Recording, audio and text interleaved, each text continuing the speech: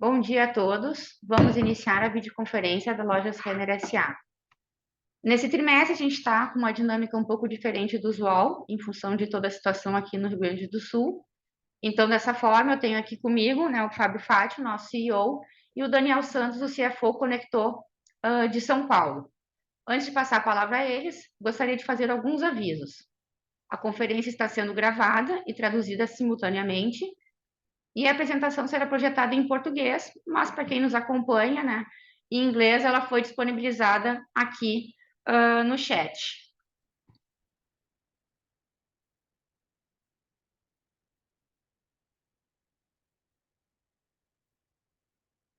As perguntas que vierem de imprensa, elas podem ser direcionadas para a nossa assessoria no telefone 11 3165 9586.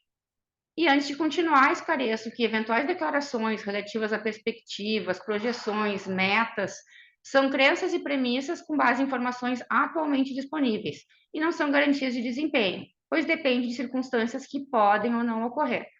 No Q&A, as perguntas podem ser realizadas através de áudio ou chat. Agora, com isso, Fábio, passo a palavra para ti. Obrigado, Carla. Bom dia a todos. Antes de iniciar a nossa apresentação de resultados, eu queria manifestar aqui meus sentimentos pelas centenas de vidas perdidas no estado do Rio Grande do Sul.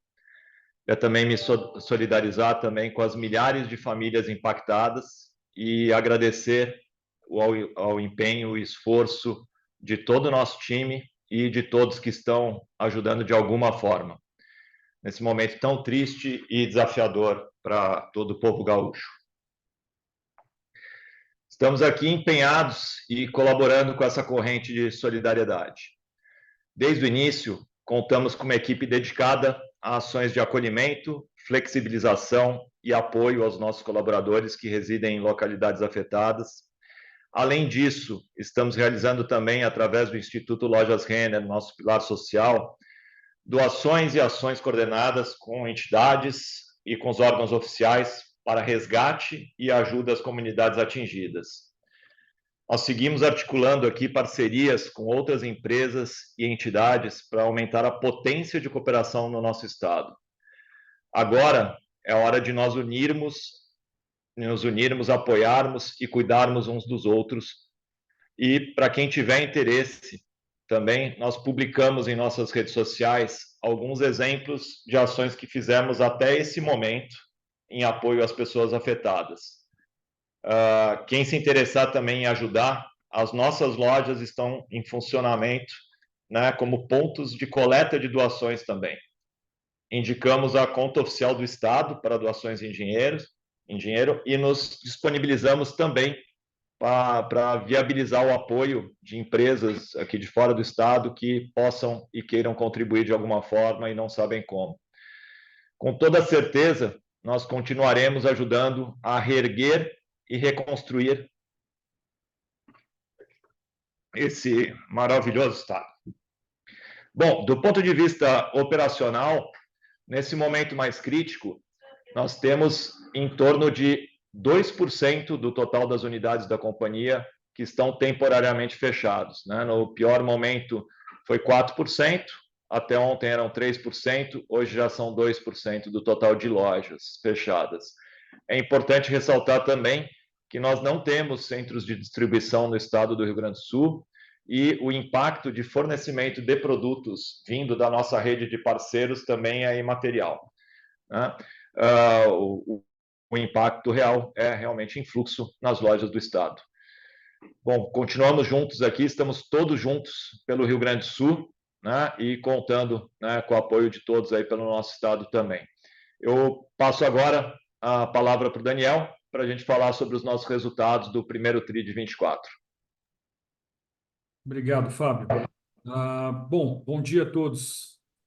Vamos iniciar falando um pouco aqui sobre o nosso desempenho de vendas, tivemos um primeiro trimestre com uma performance consistente ao longo de todo o período, Tivemos um crescimento que foi ancorado por aumento de transações, significa número de tickets, e praticamente integralmente por volume de peças, e crescimento em todos os nossos negócios, Quando a gente considera apenas as operações de vestuário do Brasil, tivemos um aumento de 9%, um desempenho superior ao PMC acumulado do primeiro trimestre, né?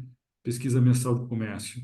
A performance foi marcada por uma boa execução da coleção de transição, com produtos bastante comerciais e assertivos, acompanhado por um crescimento de fluxo de loja, e, de certa forma, isso reflete todos os esforços que a gente teve, que a gente desempenhou de marketing, competitividade, que a gente vem comentando aí nas últimas interações que a gente vem tendo com vários de vocês.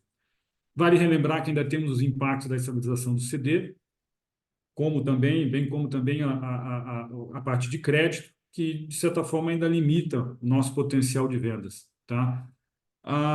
Olhando as nossas divisões, né, as nossas unidades de negócio, a Eucom apresentou um crescimento de 8% versus o primeiro trimestre de 23, destaque para os ajustes nas transições de coleções, foco nas categorias essenciais.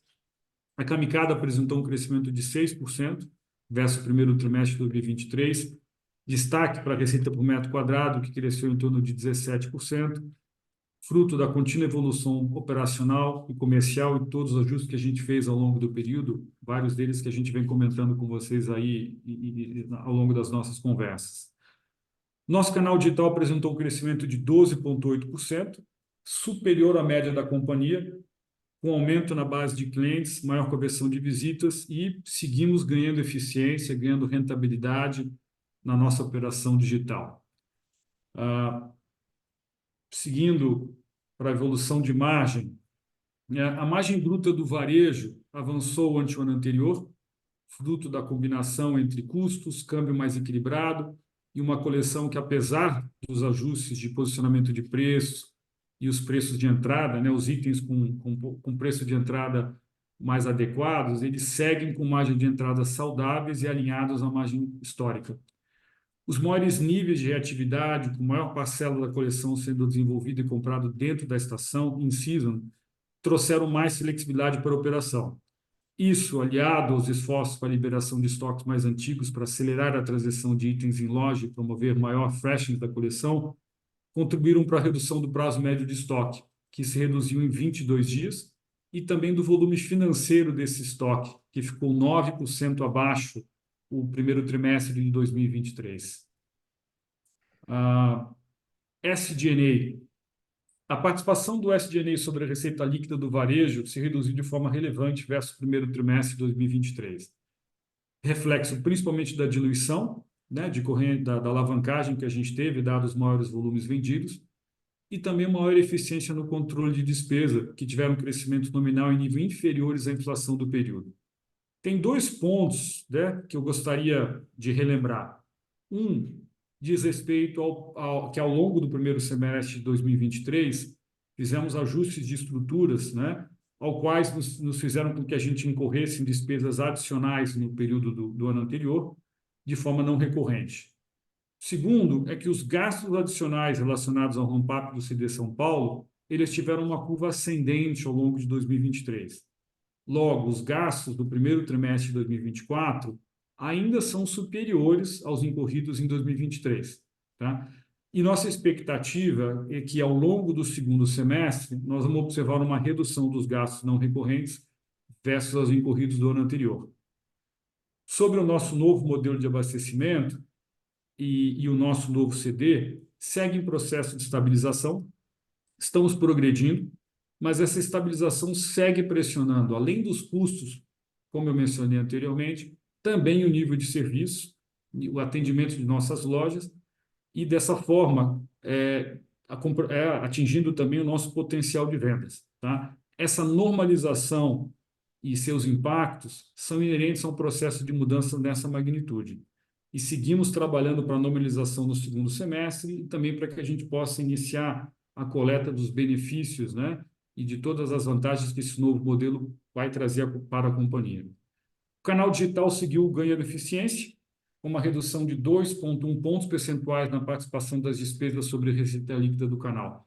Pelo 11º trimestre consecutivo, nós seguimos, né, evoluindo positivamente na rentabilidade do nosso canal digital, com destaque principalmente para o CAC, custo de aquisição de clientes.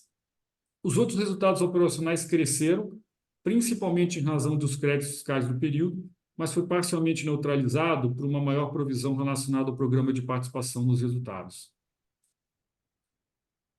Seguindo agora para a Realize, nossa financeira. A carteira total apresentou uma queda em comparação ao primeiro trimestre de 23, em função da redução da carteira vencida, que teve uma redução de aproximadamente 16%, e dos menores volumes transacionados nos cartões e menor base de cartões apta para consumo. Fruto, resultado das ações de restrições de crédito implementadas ao longo dos últimos trimestres. Se analisamos apenas a carteira em dia, a redução foi em torno de 3,5%. As receitas do trimestre apresentaram redução, resultado de uma carteira com melhor perfil de risco de crédito.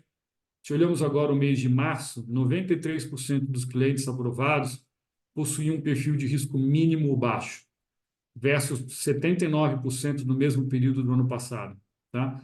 No entanto, as perdas líquidas apresentaram uma redução significativa de 24% versus o ano anterior, em razão de todas essas medidas que foram adotadas de concessão, manutenção e cobrança, que melhoram o perfil do risco, que resultaram em uma menor necessidade de provisionamento de perdas do portfólio em atraso. Houve também uma maior recuperação de créditos, fruto dos trabalhos de cobrança ativa da nossa equipe da Realize. As despesas operacionais, por sua vez, cresceram em relação ao ano anterior, principalmente por despesas não recorrentes de contratos com terceiros. Tivemos ali 22 milhões de reais para a melhoria do processo de crédito e cobrança, que foi um valor não recorrente.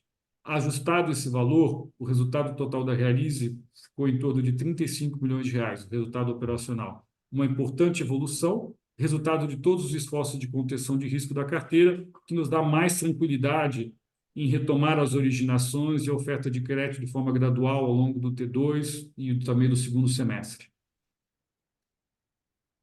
Seguindo agora um pouco mais sobre os indicadores de carteira da Realize, alguns pontos aqui que eu gostaria de destacar. Primeiro, seguimos apresentando melhora na formação de saldo acima de 90 dias, o NPL Formation, que ficou inferior versus o primeiro trimestre de 2023 e também o quarto trimestre de 2023.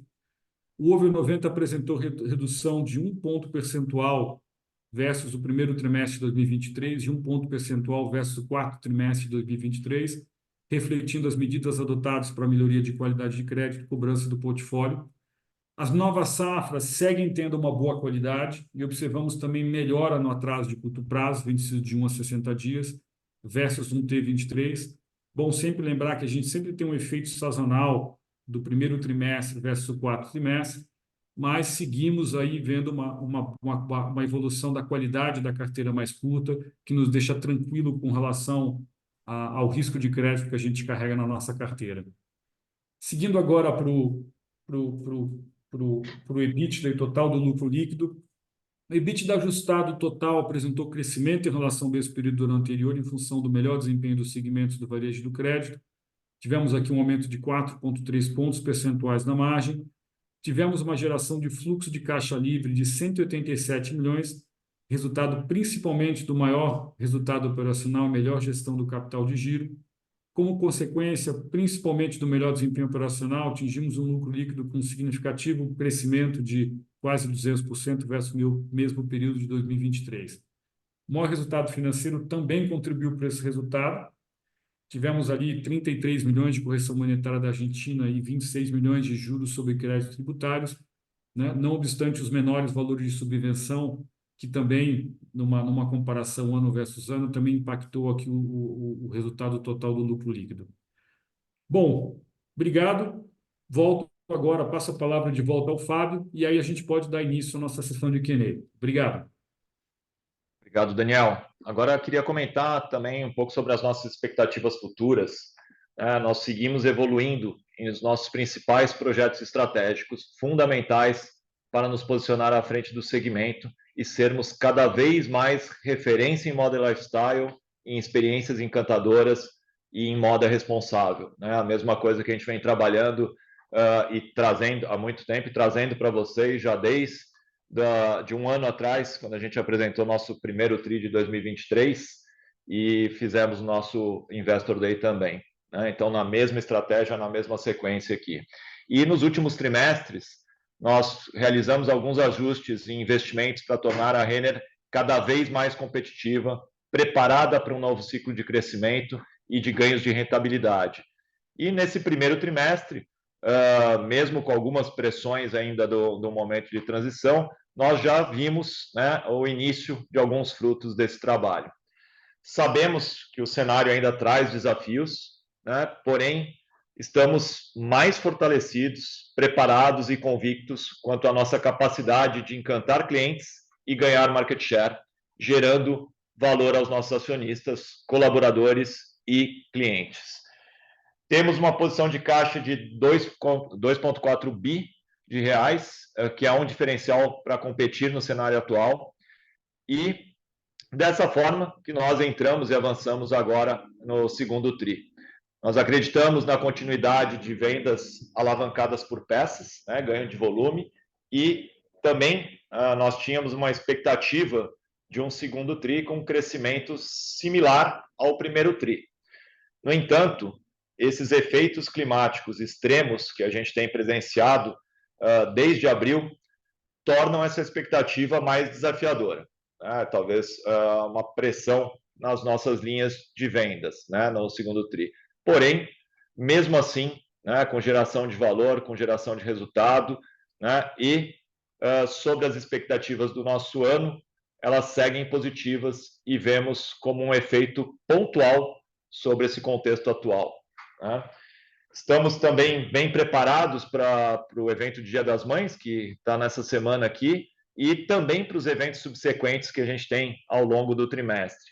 Os nossos estoques estão ajustados e renovados, permitindo que, mesmo com efeitos adversos, nós possamos trabalhar com uma margem bruta em evolução, né?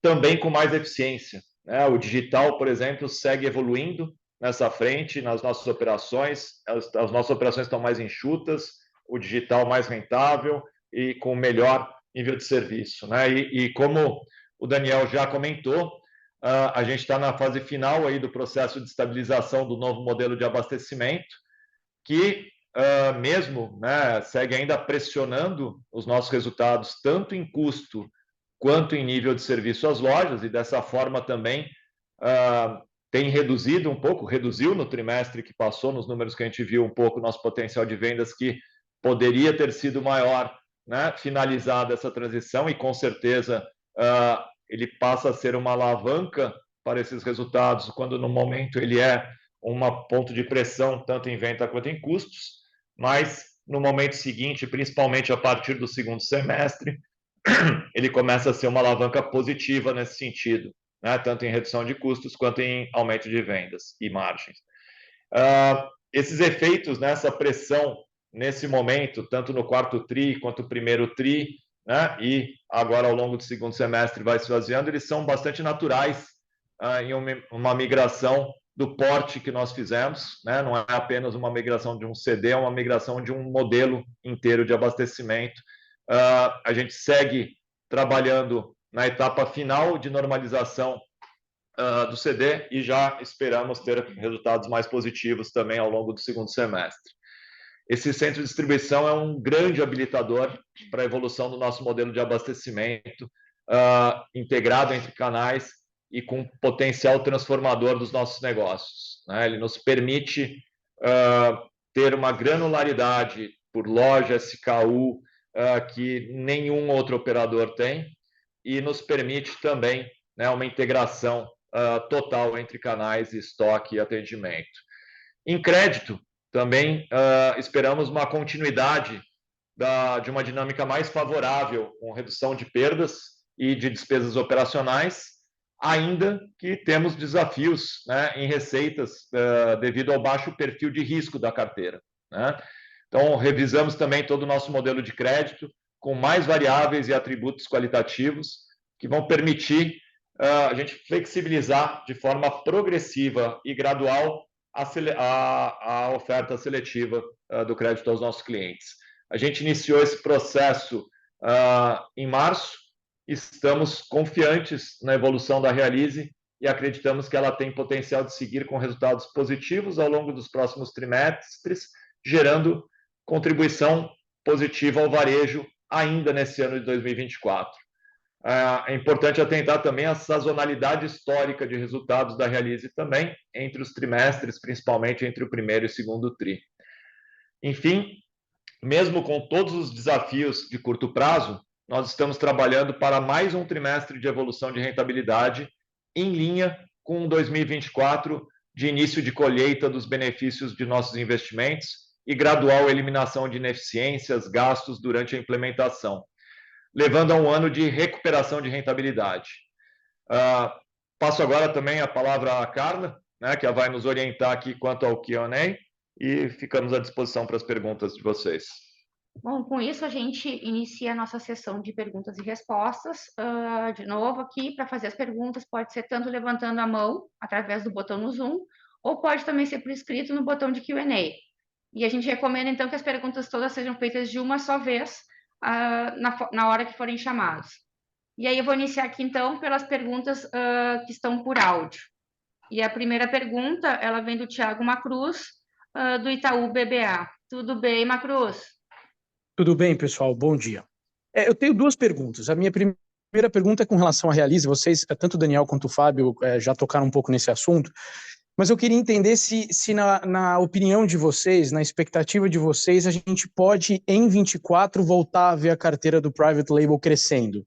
Se é isso que significa a afirmação do Fábio de que a Realize vai voltar a ser um enabler, vai voltar a ajudar a operação de varejo de vocês. Então, essa é a minha primeira pergunta.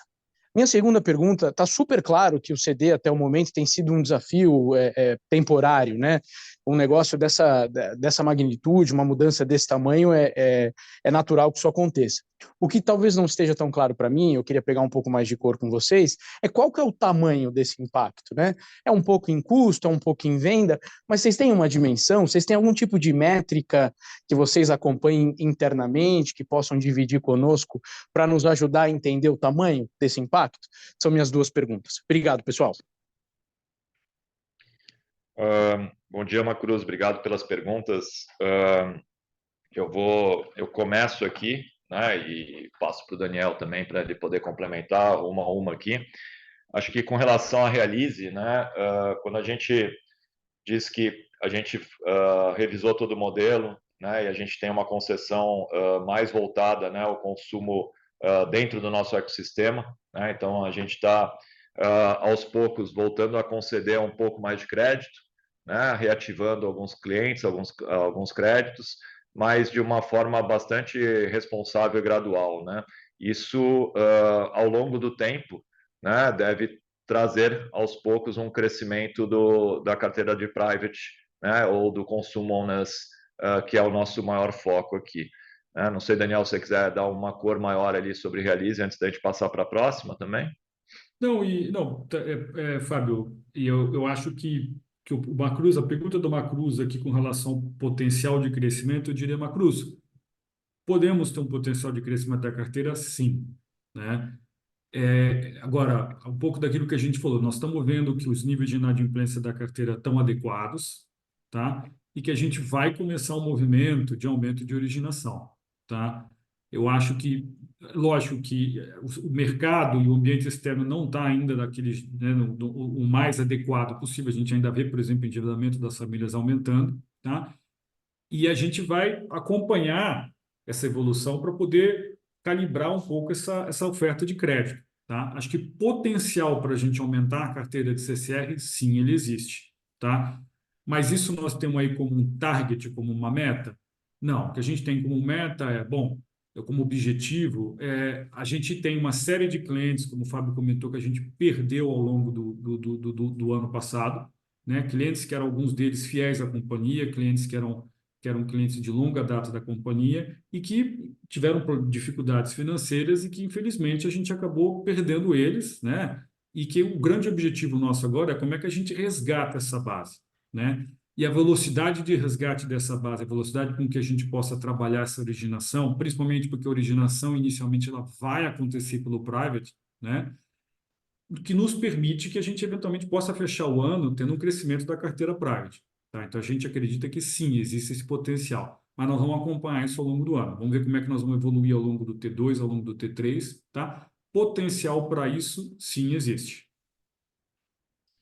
Bom, passando aqui para a segunda pergunta, né, sobre os impactos no CD, do CD, né, tanto em vendas quanto em custos.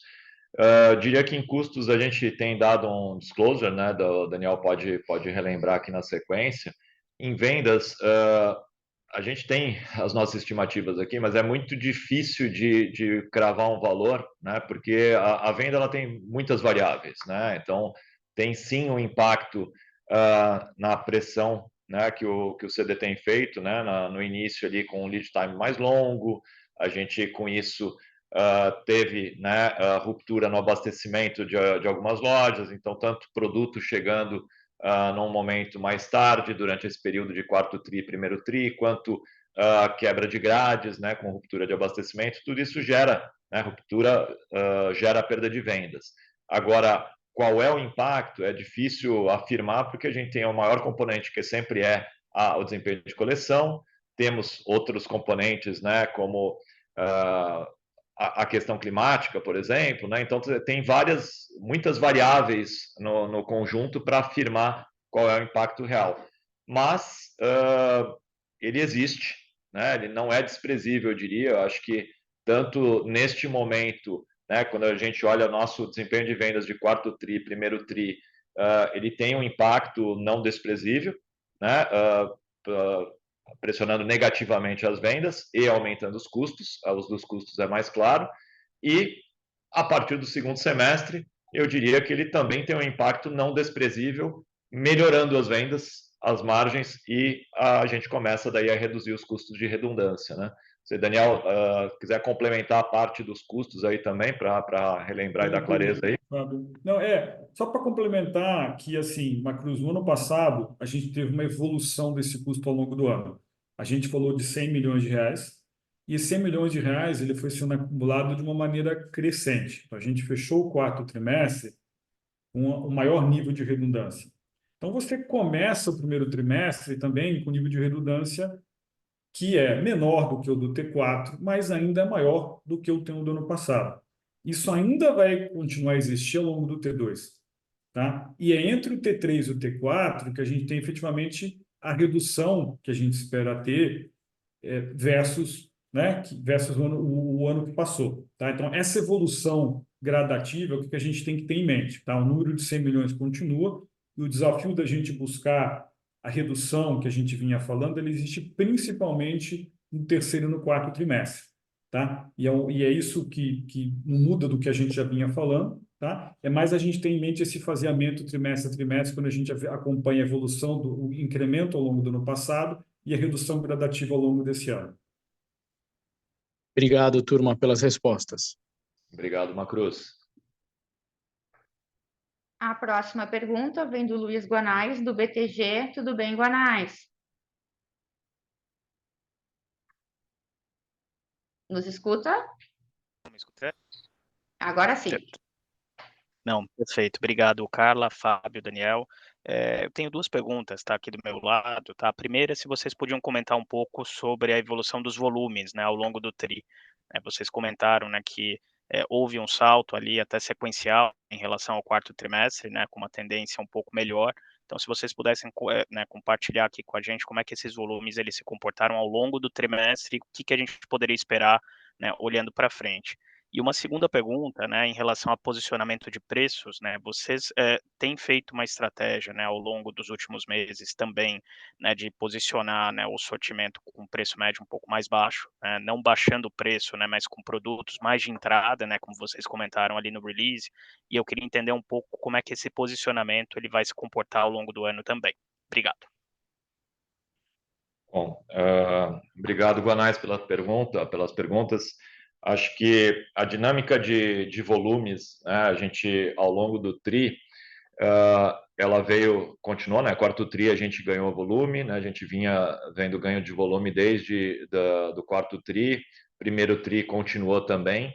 Entre os meses a gente teve algum descasamento de meses ali por eventos, né? Carnaval esse ano foi mais cedo, deslocamento também Páscoa mais cedo, então entre meses a gente perdeu um pouco de comparabilidade, mas eu diria que, tirando efeitos não comparáveis, ele foi o mesmo efeito ao longo do trimestre inteiro, a gente continua crescendo volume, né?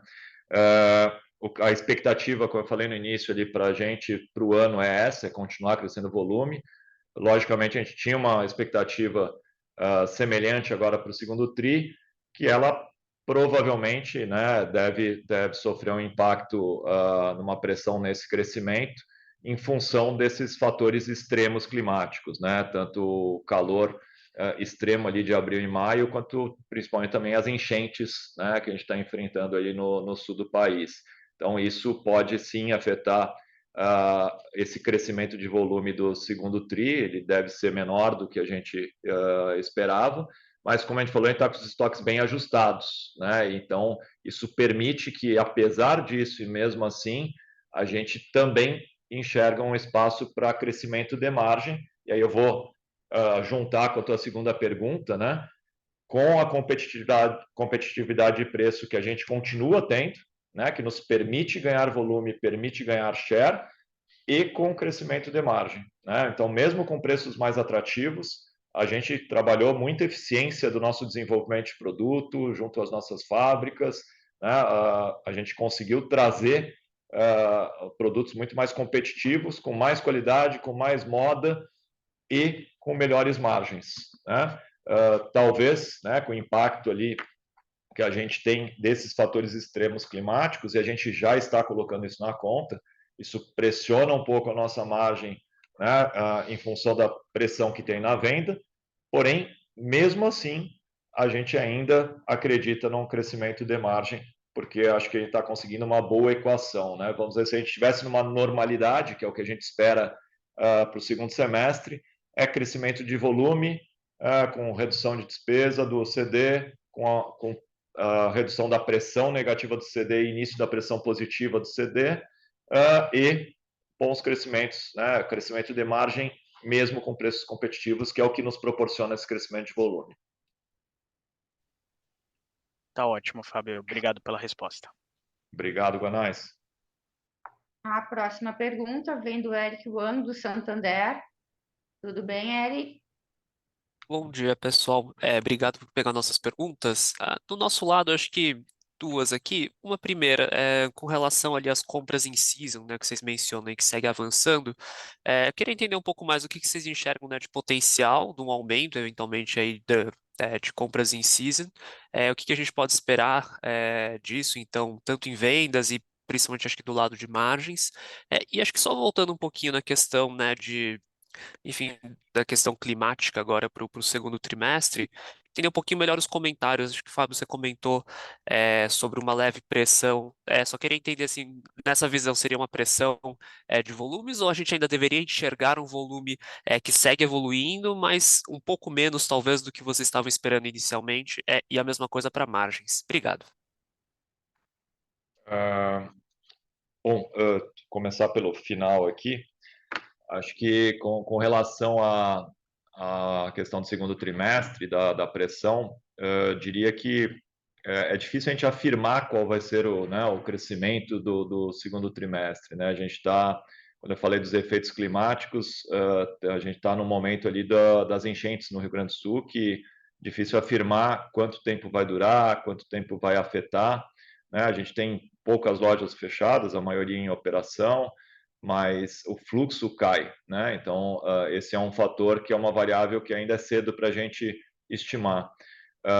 Então, é difícil afirmar, mas a gente entende que é bem possível a gente crescer volumes mesmo nesse segundo TRI, provavelmente num patamar menor do que a gente teve no primeiro TRI. A nossa expectativa era que fosse muito parecido, né?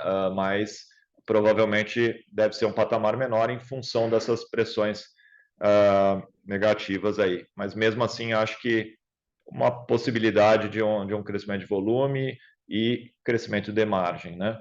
Com relação às compras em season, acho que daqui para frente elas começam a ser até mais relevantes, né? Porque quando a gente fala das próximas entradas de coleção, né? E a gente falando ali das coleções futuras, a gente tem uma parte muito relevante no nacional, né?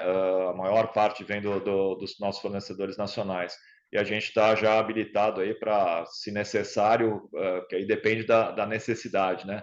Até 40% dessa produção nacional a gente conseguir fazer em season num prazo bastante curto, o que tem nos permitido trabalhar com esses estoques mais enxutos e renovados, né? Isso que tem ajudado bastante, mesmo num momento de adversidades extremas climáticas, a gente conseguir navegar bem, né? E ter uma boa renovação dos nossos estoques e com margens saudáveis, né? Não, perfeito. Obrigado aí pelas respostas, Fábio. Obrigado, Eric.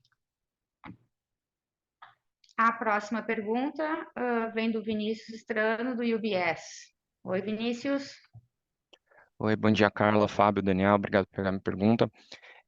Pensando na evolução que vocês tiveram em estoques, queria entender se já tem uma contribuição que vocês podem destacar que tenha sido relevante do CD de Cabreúva, que pensando em termos de velocidade, ou se ainda é mais aquele efeito de markdowns, né, um pouco de limpeza de estoque feito no ano passado.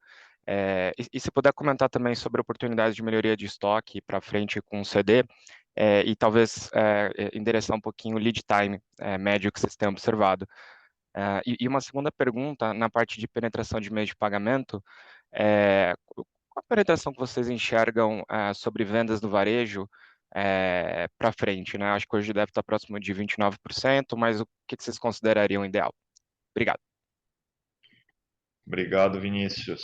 Bom, sobre a contribuição do CD de Cabreúva para a melhoria dos estoques neste momento, eu diria que ela não é nem nula, ela é negativa, né? Ela é pior, ela tem pressionado negativamente para a gente, né? Na verdade, o CD novo, ele é um grande alavancador do nosso negócio, é um grande diferencial, principalmente a partir do segundo semestre.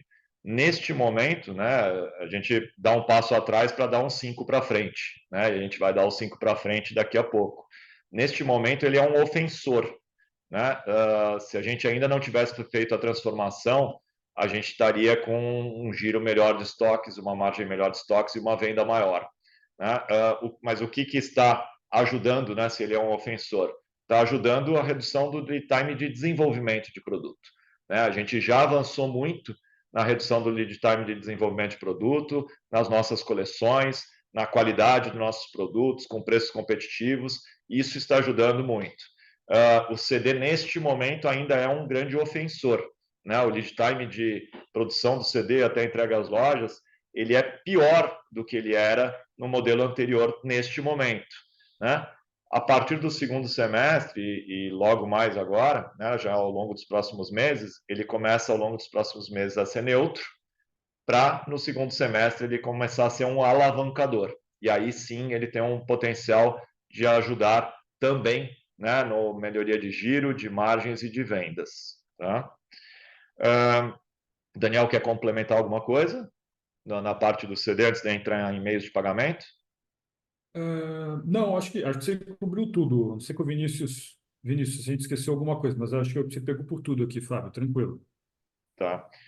Sobre meios de pagamento, eu diria que com o cenário que a gente enfrentou de inadimplência, né, e a gente fez uma redução muito séria ali de concessão de crédito, de limites, né, diria que na nossa visão, na nossa expectativa, a penetração atual dos nossos meios de pagamento sobre as nossas vendas, ela está num nível mais baixo do que seria uma normalidade, né, porque a gente levou a isso, né, a gente fez reduções, né, para conter a inadimplência e agora, né, com uma base bastante saudável, né, e com um modelo bastante ajustado, a gente gradualmente vai elevando um pouco a concessão. Isso naturalmente, gradualmente, deveria trazer uma participação maior, né, dos nossos meios próprios de pagamento na venda total. Né? É difícil cravar um número, mas e a gente evita um pouco cravar números, mas ela muito provavelmente ela deveria ser maior do que o patamar atual. Perfeito. Obrigado, pessoal. A próxima pergunta é da Irma Sgars, do Goldman Sachs. Oi, Irma.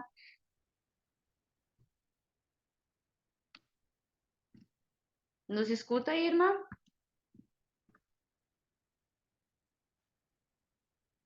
Obrigada por abrir o áudio aqui.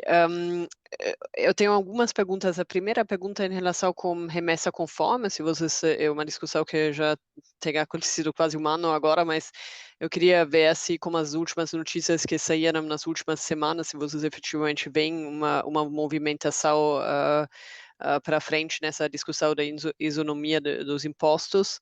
A segunda pergunta é nas despesas extraordinárias que teve na Realize, que entendo que foram não recorrentes devido às consultorias e assessorias que vocês contrataram para melhorar os modelos. Queria só entender se isso são despesas que ainda vão aparecer agora no segundo tri ou se foi isolado no primeiro tri. E a terceira pergunta sobre as recuperações dos créditos fiscais, que tem ajudado um pouco, obviamente, de novo, do lado não recorrente, nos últimos tris, se a gente deveria ainda esperar mais alguma coisa nos próximos tris, se tem um plano para ainda reconhecer mais alguns créditos tributários. Obrigada. Obrigado, Irma. Eu vou pegar a primeira pergunta aí da isonomia. Nas despesas extraordinárias da Realize, eu também começo aqui, o Daniel já termina e engata, já pega de novo ali na recuperação de créditos fiscais. Tá? Sobre a isonomia, né, a gente está nesse momento, ali tem várias ações, né, de várias instituições, associações, até o poder público, legislativo, né, em curso, para que exista isonomia, né, para que os impostos sejam mais semelhantes, né, que não seja a indústria e o varejo nacional pagando uma alta carga tributária e os varejistas estrangeiros sem imposto algum ou com imposto muito baixo, no caso da alíquota estadual, em alguns casos, né. Para isso, o que tem atualmente, né, a gente já tem algum tempo para ser julgado no Supremo Tribunal Federal uma ação de inconstitucionalidade da Confederação Nacional do Comércio e da Confederação Nacional da Indústria, né, para ser julgado sobre a inconstitucionalidade da isenção de imposto para os estrangeiros, com uma carga alta de imposto para os nacionais, né, mesmo nos produtos importados. Isso está para ser julgado em algum momento, depende do Supremo Tribunal Federal. E, em paralelo também, lógico, o Executivo está estudando, né, não sei qual vai ser a ação, e também tem um projeto de lei, né, que está em vias de ser votado, provavelmente na próxima semana, né, um projeto de lei para também, né, definir, né, um caminho de isonomia nessa questão dos importados ali vindos de cross-border.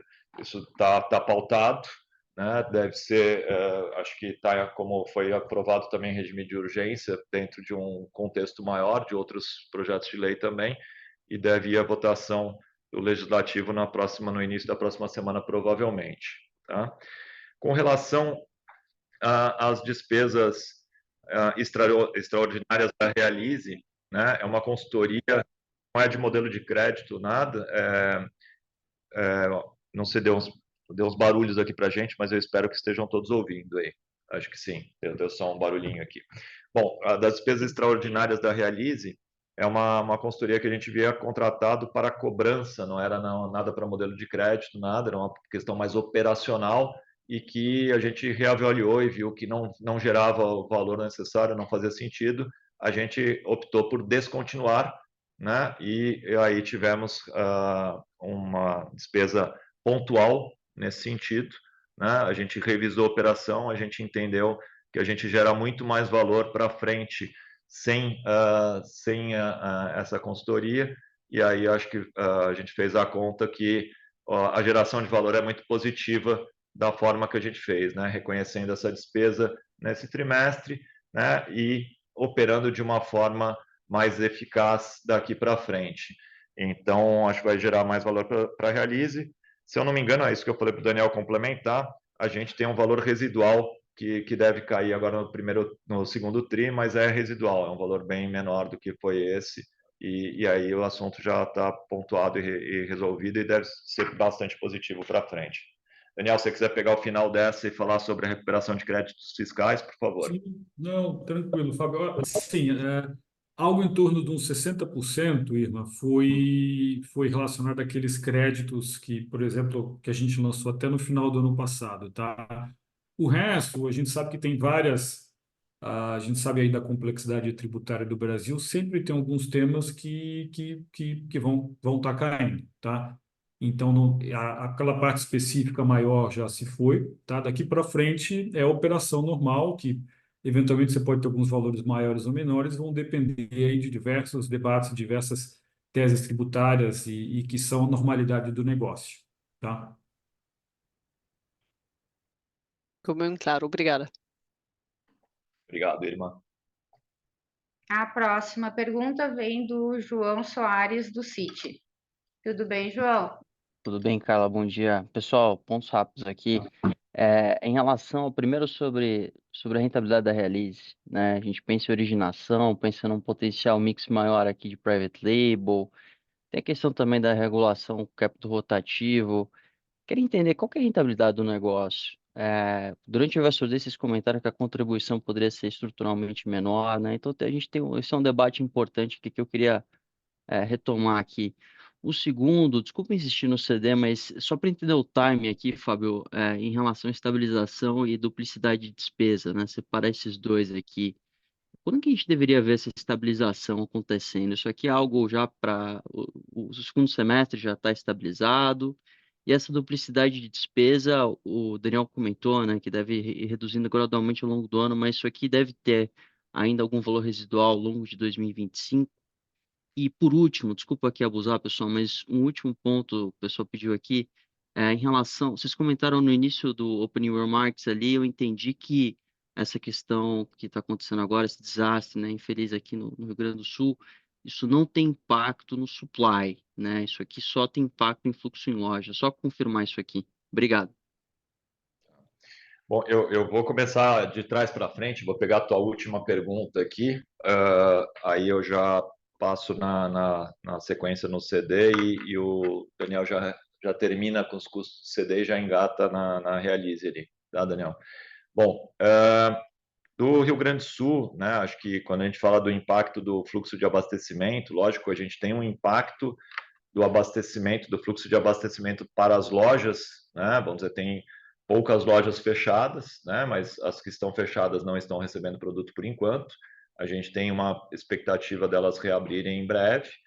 A gente não tem nenhuma loja com impacto relevante, né? Não temos perdas materiais relevantes em nenhuma loja. Tem uma que a gente ainda está esperando para avaliar, mas todas as outras já a gente está conseguindo monitorar, acessar, né? Todos os equipamentos e produtos foram colocados em segurança e não teve nenhuma grande inundação em nenhuma das nossas lojas, né? Uma foi um pouco mais afetada, mas ainda também não deve ter um impacto relevante. Então, perdas tanto de estoque quanto materiais para as nossas lojas é praticamente nulo, é muito baixo, quase nada.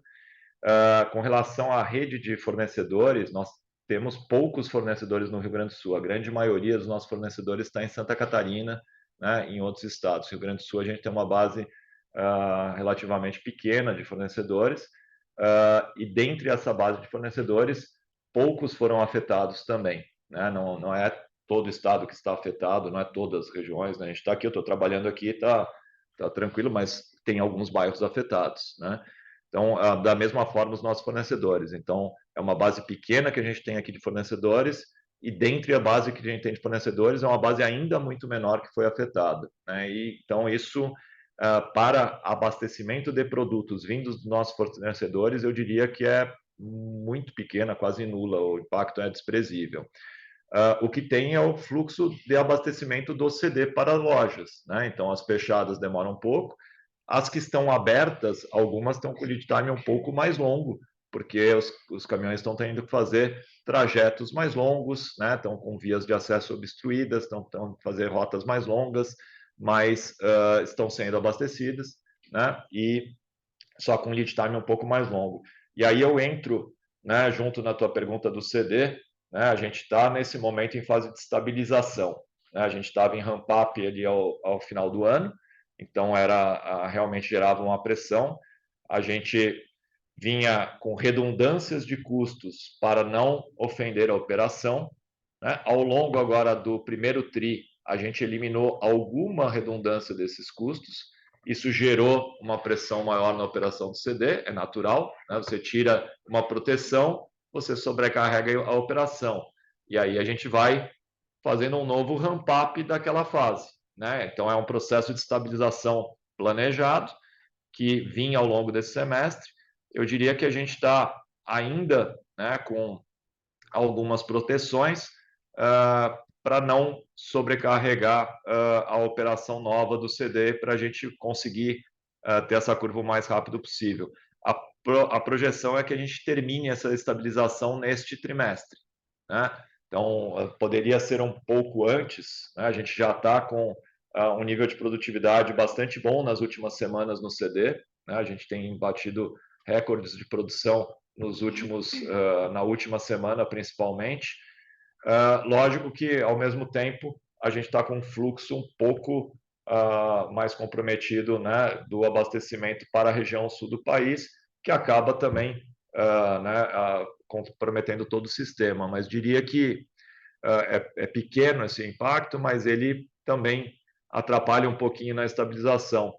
Mas colocando tudo, por isso que a gente coloca tudo na conta, durante este TRI, a gente imagina que daqui para frente o impacto que era negativo, que era um ofensor para vendas, para abastecimento, ele começa a ser nulo, né? E ao longo do segundo semestre ele começa a ser positivo. Das despesas, né, o Daniel falou, vou deixar ele falar mais uma vez aqui para dar clareza aqui, e aí na sequência, Daniel, você já pode falar sobre a Realize também. Correto. Obrigado, Fábio. Oi, João. Então, quando a gente fala das despesas do CD, é um pouco daquilo que eu expliquei na pergunta do Macruz, né? A gente começa o ano ainda gastando, né, com aquelas despesas de redundância ainda maiores do que o ano passado. Agora, a nossa ideia é que a gente possa fechar o ano já operando com despesas, com essas redundâncias já neutralizadas, tá? Então, a nossa ideia hoje é não carregar nada para o ano de 2025, né? E o que significa? Isso significa que na hora que você chega no T4, você consegue já estar operando, tendo a operação em normalidade, tá? E daí para frente, como o Fábio mesmo comentou, você começa a trazer todos os benefícios que a gente espera do CD, tá? Com relação a operar 100% por SKU, com mais agilidade, com mais assertividade, tá? Então, esse é o princípio que nós estamos tendo hoje com relação à operação do CD. Falando um pouco de Realize, né? Você fez um comentário ali a respeito do rotativo. O crédito rotativo, aquela questão do rotativo, a gente vê que o impacto é mínimo, tá? Acho que depois de toda as definições finais, a gente vem, até quando a gente tem participado das conversas com vocês, o impacto do rotativo, ele é muito pequeno. Agora, o que acontece é, a dinâmica da indústria mudou, tá? Então, efetivamente, aquele nível de rentabilidade que a gente tinha no passado, tá? A gente acredita que estruturalmente ele vai ser menor. Lembra que a gente falava de em torno de 20% de participação no EBITDA total da companhia? Nós estamos falando que o resultado da operação da Realize, ele tende, né? A gente acredita que ele tem potencial para estar entre 10% a 15%. Nós vamos estar trabalhando para que ele possa ser em torno de 15%. E a gente sempre tem que lembrar também, no contexto da Realize, que ela também ajuda a operação mercantil, né? Em que sentido? Lógico, ela fomenta o crédito, fomenta a venda, e quando você tem essa operação e aquela penetração maior do cartão da Realize, ela também reduz o custo de operação, né? O famoso ali MDA que a gente paga, né, nas transações com cartão, que ela também traz um benefício mercantil para a operação, tá? Então, a gente sempre tem que ter em conta os dois. O que a gente vai ver esse ano é uma evolução da Realize positiva, né? A gente acredita que a Realize tem todo o potencial para fechar o ano positivo, tá? Uma série de mudanças que a Paula está conduzindo ali na Realize, né? A gente acredita que trabalhando o produto, trabalhando, né, os ajustes operacionais que nós estamos fazendo, de 2025 em diante, a gente vai atrás desse potencial de 10% a 15%, tá? Obrigado, Daniel. Obrigado, Fábio. Super claro. Obrigado, João. A próxima pergunta vem do Joseph Giordano, do JP Morgan. Tudo bem, Joey? Bom, tudo bem, gente? Bom dia. Bom, primeiro espero que esteja tudo bem com a família de vocês aí em Porto Alegre. Bom, minha pergunta talvez é mais simples, é um pouco dos temas, explorar um pouquinho o projeto de reforma, o novo formato Remais que vocês estão rolloutando, formato bastante mais simples do ponto de vista operacional, tanto do ponto de vista de provadores quanto de checkout. Então, a minha pergunta é que ela vai um pouco ainda na questão no trabalho de despesa que vocês têm feito, né? Então, o quanto a gente já tem das lojas rolloutadas para esse formato, até tentar explorar o que vocês têm visto de CAPEX de reforma para essas lojas. E o segundo ponto, o que isso aqui se traduz, né? Tanto do ponto de vista de receitas incrementais, como talvez também do ponto de vista de economia em termos de headcount ou despesas de loja em geral. Essa é a minha pergunta. Obrigado, gente. Joey, obrigado pela consideração aqui. As famílias estão bem e as equipes também, todo mundo em segurança. Mas obrigado pela preocupação e pela consideração. As reformas, né, o novo modelo de lojas do Remais, é difícil quando a gente fala de venda, venda, imagem, resultado, é difícil isolar uma coisa só e a gente acaba tendo uma base comparável complicada, né? Porque as reformas começaram há pouco tempo, então você tem um período onde a loja estava sendo reformada, depois ela compara com o período da reforma sem reforma, então é difícil isolar os fatores ainda nesse espaço de tempo que a gente tem para afirmar quanto ela agrega mais de venda, mas agrega, né? Então são reformas que têm gerado um valor melhor, né, de venda, tem sido um fator positivo aí.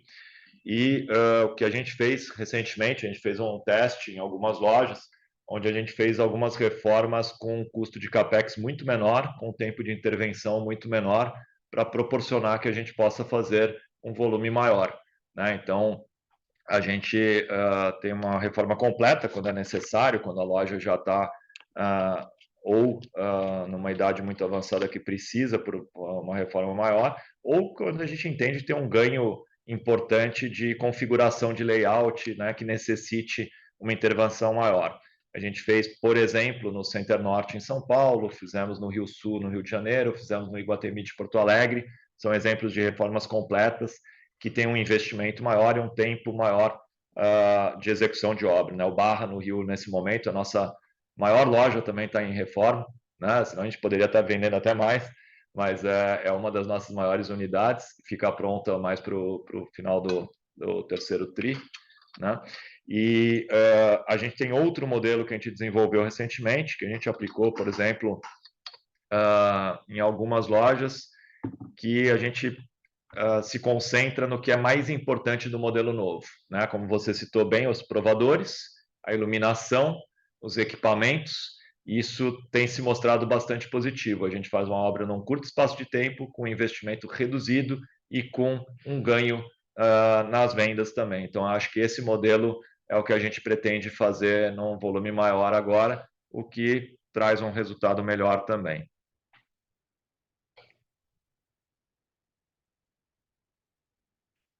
Perfeito, obrigado. Obrigado, Joey. Aqui eu tenho agora as próximas perguntas vindo por mensagem, né, em relação do Andrew Rubin, do Morgan Stanley. São 3 perguntas, acredito que a segunda a gente já tenha comentado ali. Eu vou ler aqui. Realize, a primeira. A base de clientes ativos diminuiu ano contra ano. Quando você pensa em crescimento, o que você espera de equilíbrio entre empréstimos a mais clientes versus saldos mais elevados para clientes de crédito existentes? A segunda. Temos visto notícias fluindo sobre a situação cross-border. Você poderia nos atualizar sobre a posição da indústria de vestuário e para que tipo de situação tributária concorrente você está se preparando? Acho que a gente comentou já um pouco ali, mas se tiver algum complemento, Fábio. E terceira, que tipo de visibilidade vocês têm em relação ao CPV à medida que avançamos ao longo do ano, com base nas negociações com fornecedores, tendências de preços de insumos, câmbio? Vocês esperam que o cenário se torne mais ou menos favorável nos próximos trimestres? Falar sobre o crédito, Daniel, eu faço mais um comentário sobre a pergunta do cross-border e do CPV, eu respondo daí também. Tá, já começo aqui falando de Realize, né? O Andrew pergunta ali de base ativa de clientes, né?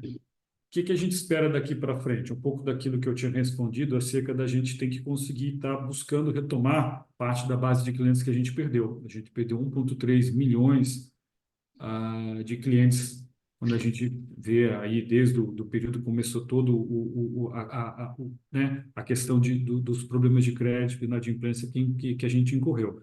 Então, o que a gente espera daqui para frente, André, é que a gente possa entrar numa vertente de retomada dessa base de clientes. Essa é a nossa expectativa. A velocidade disso vai depender um pouco da nossa percepção e de risco de crédito, tá? Então, se a gente vai ter um aumento da base de clientes, sim, né? Conseguir retomar a base que a gente tinha no passado vai depender do êxito que a gente vai ter no que diz respeito ao risco de crédito dessa base que a gente quer trazer de volta, tá?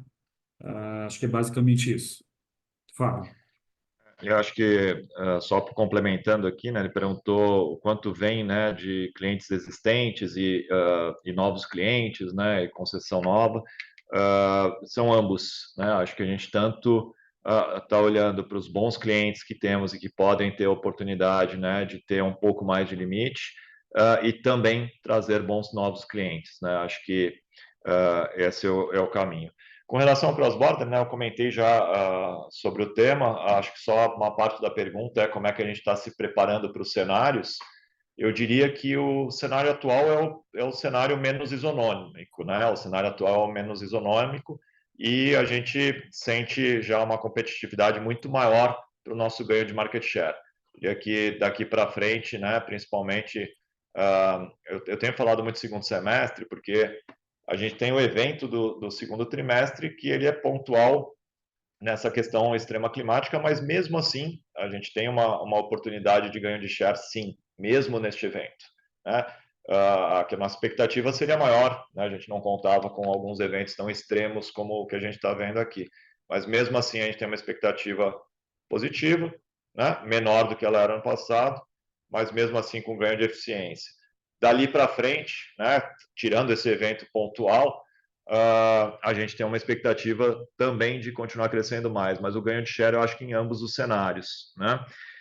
Então, estamos bastante ajustados para este momento, que é o pior momento de isonomia, né? E acho que estamos ganhando share, né? Crescendo volumes, bastante ajustados, né? E com uma margem saudável. E qualquer cenário diferente desse, ele é ainda mais positivo. Quanto mais isonômico for o cenário, maior o potencial, né? Com relação ao custo dos produtos vendidos e a margem, a nossa expectativa ela continua sendo positiva. A gente está com um cenário, a gente sempre tem, até nas nossas importações, a gente faz hedge delas, né? Então, tudo que a gente compra, a gente já sabe, né, qual é o preço que a gente pode comprar, que pode vender, a gente não está sujeito a grandes variações cambiais. Então, estamos com um cenário bastante estável nesse sentido de uma margem maior, né, com crescimento de margem, alguns dependendo do trimestre, né, um crescimento um pouco maior, um leve crescimento, mas eu acho que uma expectativa de crescimento de margem, mesmo, né, com um cenário que pode ser mais competitivo ou não, e mesmo com essa questão pontual nesse trimestre. Então, acho que é um cenário positivo para frente. A próxima pergunta é do Pedro Tineu, do Safra. Tudo bem, Pedro? Bom dia, pessoal. Obrigado por pegar a nossa pergunta. Eu tenho duas. A primeira, eu queria explorar um pouquinho mais a questão da cobertura da carteira, tanto do cartão Renner quanto do meu cartão, que ultrapassou ali os 100%, né, a cobertura over 90.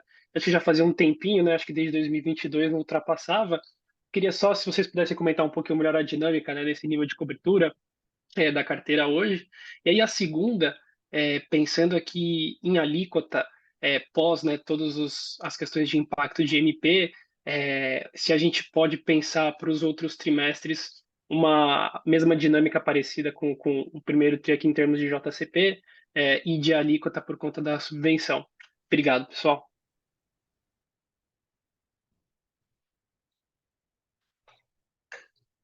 O Daniel, pode pegar essa. Oi, desculpa, eu só cortou um pouquinho da alíquota da subvenção, Pedro. Você podia só repetir? Eu perdi o da alíquota da subvenção. Só para entender melhor, Daniel, se o patamar que a gente já viu nesse trimestre deveria continuar para os outros tris. Ah, tá ótimo, tranquilo. Obrigado, Pedro. Obrigado Obrigado. pela pergunta. Então, vou falar dos dois aqui. A melhora de cobertura é tão simples quanto o fato de que a gente teve uma melhora da carteira, tá? Então, a gente tinha falado que o fato de da gente ter uma parcela da carteira que tinha uma composição maior de over 90 acaba trazendo uma redução da cobertura. A partir do momento que você vê uma redução do over 90, a cobertura melhora. Então, é tão simples quanto, tá? Quando a gente fala do nível de subvenção, sim, porque a gente, né, o que que a gente tem hoje a título de subvenção? A gente perdeu o diferido e ficou com o presumido. Isso já está refletido dentro do número do T1, a tendência é que isso fique ao longo do ano, tá? Perfeito, obrigado. E aqui, indo para a nossa última pergunta, então, da cota, dado o tempo que nós estamos aqui, é do Gustavo Sendai, da XP. Tudo bem, Gustavo? Oi, bom dia, pessoal. Obrigado pelas perguntas. Eu tenho só um follow-up na questão do clima, talvez. Se vocês puderem comentar um pouco, ficou claro, né, que o possível impacto aqui em volumes aqui no primeiro TRI, mas comentarem um pouco das alavancas que vocês, de repente, já fizeram uso para tentar mitigar um pouco desse clima um pouco mais quente, né, de repente, abaixando um pouco o preço ou mudando um pouco o VM das lojas, né, trazendo alguma coleção em season um pouco mais pesada. Enfim, se puderem comentar um pouco das alavancas que vocês já fizeram uso para mitigar um pouco desse impacto, seria excelente. Obrigado. Bom, obrigado, Gustavo. Como a gente falou no começo ali, a gente está com um trabalho muito melhor, né, de desenvolvimento de coleções, de velocidade, o que nos permite, né, trabalhar com estoques mais enxutos e ser com uma coleção mais em season, né?